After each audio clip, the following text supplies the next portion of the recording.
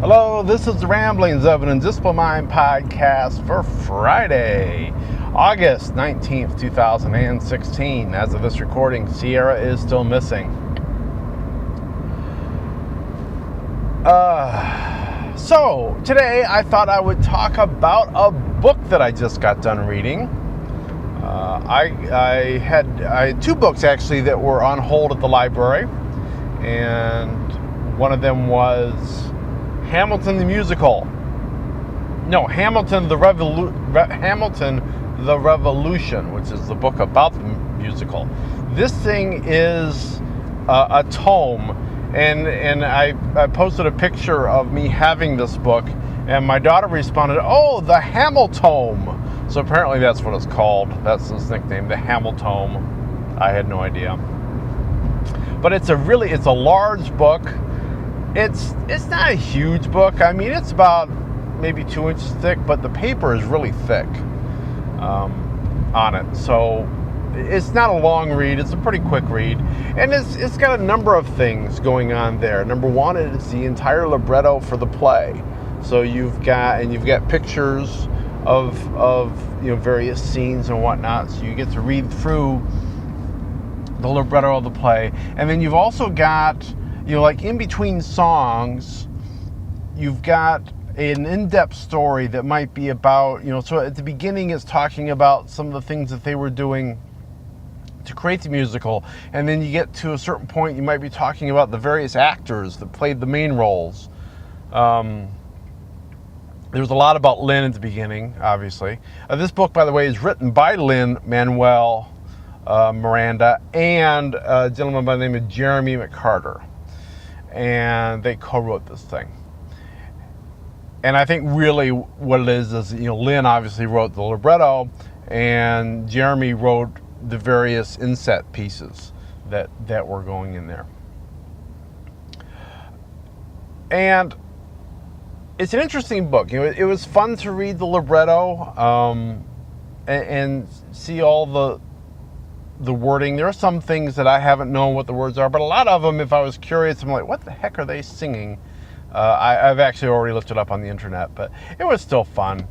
Hear the music in my head and read it.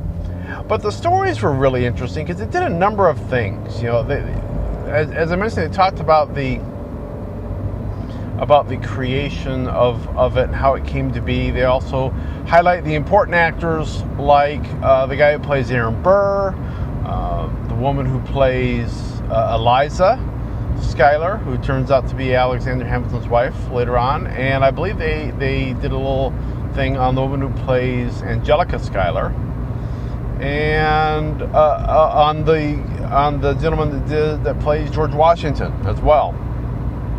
But they also talk about, because they started off at a smallish off-Broadway theater, and they go on Broadway, and then going on Broadway. So that's one of the things that was really fascinating about this is if you are interested in how a Broadway show comes to be, this is a fascinating book. Now, I'm not necessarily interested in that, but I do find it interesting the processes that people go through.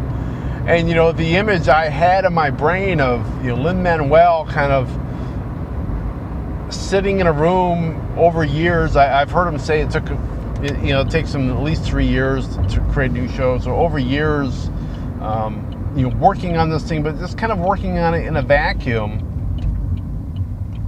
is extremely untrue. So it was kind of interesting because he actually saw it. He actually was a lot of times called the Hamilton mixtape, and he was just writing songs for a concert album, he thought.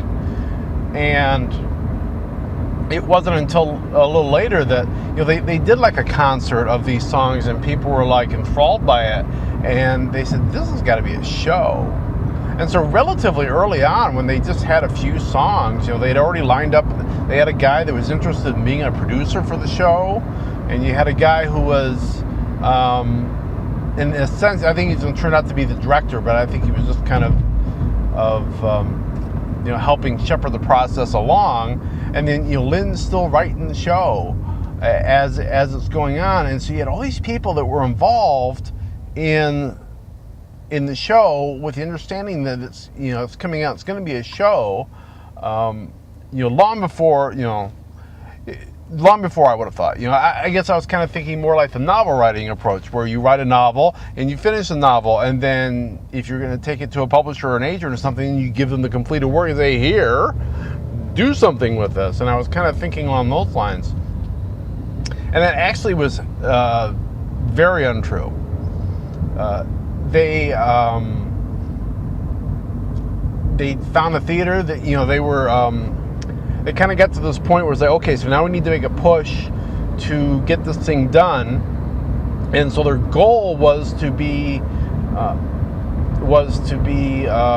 starting to play in 2014 and 2015. And so they went looking for off-Broadway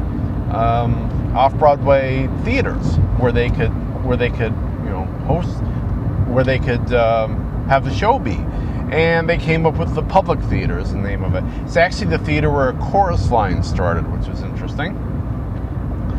And what was fascinating about that is it's not just like you're renting the building. They understanding where he is in the process, they scheduled workshop dates for them so that they could be workshopping some of the pieces of the play, and they were kind of active in getting the play together. Their prop people were some of the people that were putting the props together. And it was just really fascinating to see how a show goes together, and this seemed to be very typical. So if you ever wondered how does something brand new like this come from conception to being a show that you can sit and watch, it gives you a really good idea of how that happens in the industry. So from that perspective, it was interesting. In all honesty, there are bits of the book that I am not hip-hop enough to have really appreciated fully. One of the things that was kind of cool about the libretto, and some of these notes were in those more detailed sections, but in the libretto there were a number of things that there were margin notes that came from Lin directly. And sometimes it might be, here was the inspiration for this line or something, or this is something the actor said all the time, so I told him to insert it in, or this was a ad-lib by so-and-so. But he obviously this is a hip hop and R&B musical, but Lin actually took a lot of things from existing rap songs as like little homages, and they had to get permission to do that. And so there are a number of things where he says, this was an homage to Busta Rhymes, which is the hip hop guy, and there are a number of them. Busta Rhymes is probably the only one I've ever heard of. And so I think somebody who was really into hip hop would get a lot more out of that because they would get those references. And so I'm going to say, if you are a hip hop person and you have not listened to Hamilton, go do that, because I think you will obviously get those references that I don't get because I don't listen to hip hop. So, and I haven't. He's obviously, Lin is well steeped in hip hop, and he's trying to not only tell the story of Alexander Hamilton and our country, but he's also really trying to fold in a lot of the history of rap and hip hop and R&B. So it was interesting just to see the layers that he's built in doing that. I can appreciate that even if I don't necessarily understand the specific song that he's hearkening back to. So yeah, if you are a rap person, go listen to Hamilton. I'm looking at you, Darren, if you're listening. And so that's what I thought I'd talk about. I did, while I was reading it, my second book that I had on hold at the library came in, and that is the Ron Chernow biography that actually Lin-Manual used as the basis for the play Hamilton. So I've started reading that now. That's a thick book. It's got to be, 4 inches high, and it's a biography, but it's very readable. I'll talk about that when I get through with it, probably in a couple of weeks. I have a feeling I'm going to rack up library fines on this one because there's so many people on hold I can't renew it, but I'm not going to turn it in partly read, so I'm probably going to rack up some fines. Oh, well, it is what it is. But I'm going to let that be that for today. I will be back tomorrow with feedback. So if you've been wanting to leave some feedback, you've got from whenever you listen to this until I get around to recording it tomorrow. So whatever time frame that might be. I do have a couple pieces, so I definitely know I've got something I can share and talk about. But if you want to hear your name and your name is not Gary, then by all means, please leave me a piece of feedback. If only to say, hey, say my name. I will happily do it if that gives you some sort of vicarious thrill. I kind of doubt that, but whatever. People are into all sorts of things. So, but I think before I run into the back of this FedEx truck right in front of me, I will sign off. So I will be back tomorrow. I'm talking to you then. And until then, be seeing you.